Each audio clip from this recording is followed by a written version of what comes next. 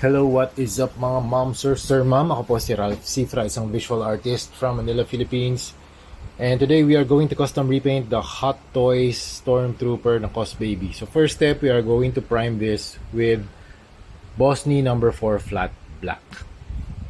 So ito na yung status niya after flat black. I applied multiple, siguro mga 3 thin coats of primer. Tapos I used a Hero water-based acrylic na paint na gunmetal, and then dry brushed against the surface. So sa dry brushing, nag-a-apply tayo ng meron 3 things na benefit yung dry brushing. Una, nag-a-add tayo ng highlights. Pangalawa, nag-a-add ng layer of weathering. And pangatlo, nag-a-add siya, na e-emphasize niya yung sculpt details. So, yan yung status niya after ng dry brushing.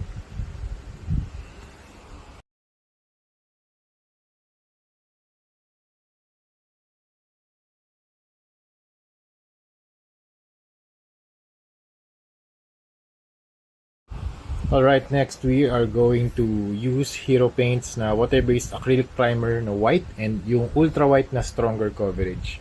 Yan. So, first, i-base coat muna natin yung front of the head para malagay natin yung base coat or yung foundation for the skull design. Kaya gagawin natin ng Punisher. Parang naisip ko kasi gawin nating Punisher or menacing naman yung Stormtrooper na nakakatama sila ng mga targets nila. So yun yung gusto kong gawing concept dito. Yan. So, pati yung boxes, kinustom repaint na natin. Naglagay tayo ng mga skull designs. Okay?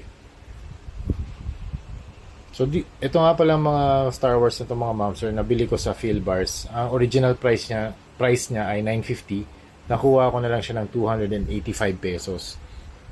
Super sulit deals. And kung mapupunta kayo doon mga ma'am, sir, sa Philbars Multiverse sa The Block, tingnan nyo yung Cos Baby section. 70% off yung mga ibang items nila. Until supplies last yun mga ma'am sir. Kaya if ever magawi kayo doon o kaya makapunta kayo doon, kunin nyo na mga ma'am sir. Sobrang sulit. Lalo na yung mga ibang characters. May nakita pa ako doon na Captain Marvel, Thor na drunk na Thor, Love and Thunder, nakabili din ako doon. Yan. So, ginagawa na natin dito ngayon, nag-a-apply na tayo ng mga gold sections. Dito, naisip ko, meron siyang itong gold na right na shoulder.